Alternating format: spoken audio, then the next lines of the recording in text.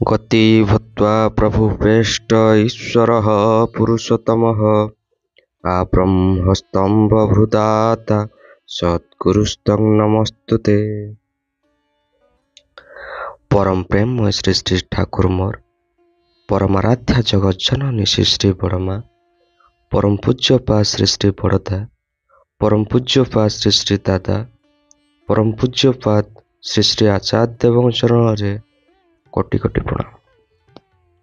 एवं मोर वीडियो देखुवा समस्त गुरु भाई माँ मानू रायपति जय गुरु जनाए। आज इष्ट प्रसंग होउछि डीपीआर को नहीं। आमे समस्ते जानती कि डीपी वर्क ठाकुरंकर काम बोली, किंतु वास्तविक भाव में ताहा नुह।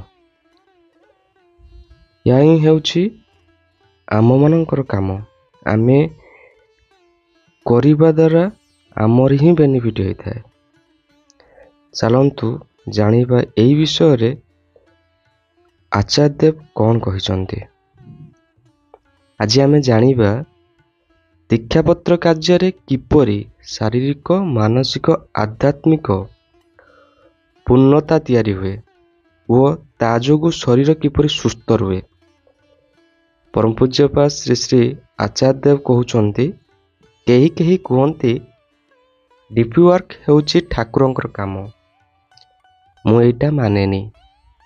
मु माने दीक्षापत्र काम हेउछि देह को सुस्थ रखिबार काम, देह को ठीक रखिबार काम।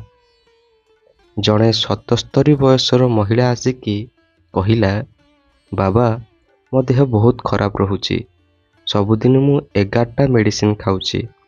आउ सी मांकर स्वामी ऋतिक पुओ भी ऋतिक से मते कहउछंती कि मु 11टा मेडिसिन खाउछि।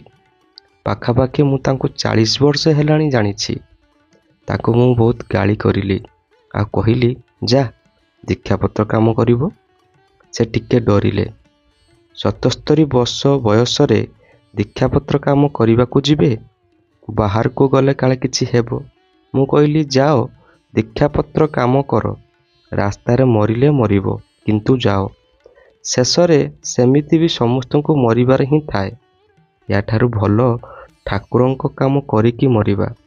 किछि दिन परे तांको पुओ आसी मते कहिला कि मो मां को किछि मेडिसिन दरकार पड़ू नाही। सी एबे पूरा चांगा पूरा सुस्थ हो गलानी। दीक्षापत्र काम रे सबुदिन जाई जाई सी आ बीपी औषध भी नेउ नाहंती।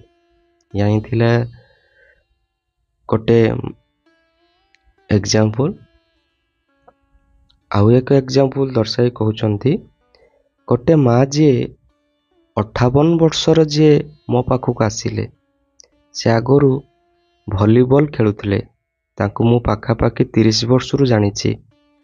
सी आसी मते कहंती दादा मु भलरे चली पारुनी कि बसी पारुनी, मो जीवन बर्बाद हो गला। मु तांको बहुत गाली कली। से कलिकता पाखरे रुहंती। मु गाली कली आ कहिली जाओ दीक्षापत्र काम कर।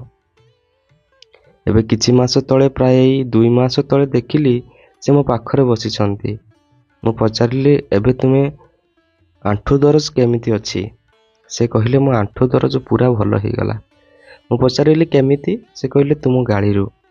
मु पचारिली मो गाड़ीरू केमिति। से कहिले आपण जे गाड़ी करी दीक्षापत्र काम करिया को कहिले। तापरे मो मनर प्रश्न आसिला कि मु जाई परिबी ना नाही। एबे मु सबुदिन जाउछि। मो देह चांगा हो गला, मो मन भी चांगा, मु पूरा सुस्थ हो गली। ए दीक्षापत्र काम रे कौन हुए, आमे घरू बाहरिला माने देह हाथ काम कला, हलिला। शरीर जदि हलिला तो शरीर चांगा रहिला। एटा मु कहूनी, विज्ञान कहूछि। यदि आमे बाहर को जीवा आम शरीर टिके हलिला तो शरीर चांगा रहिबो। 2-3 लोक मिसी करी गले मन चांगा होई जीवो।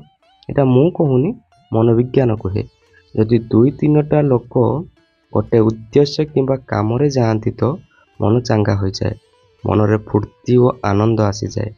एबे ई दीक्षापत्र काम द्वारा शरीर मन उभय चांगा हो गला।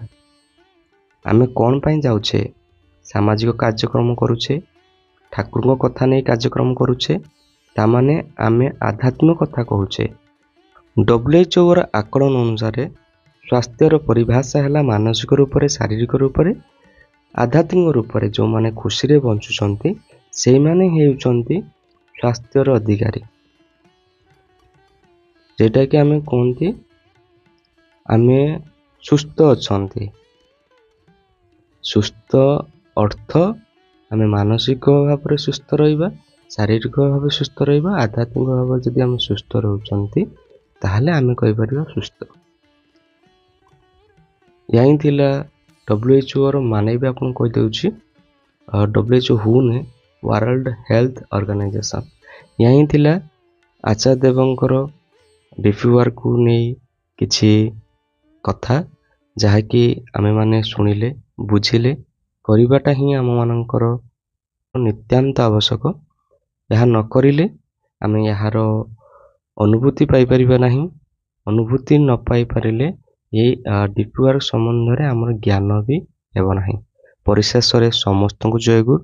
ବନ୍ଦେ ପୁରୁଷୋତ୍ତମମ୍, ବନ୍ଦେ ପୁରୁଷୋତ୍ତମମ୍, ବନ୍ଦେ ପୁରୁଷୋତ୍ତମମ୍।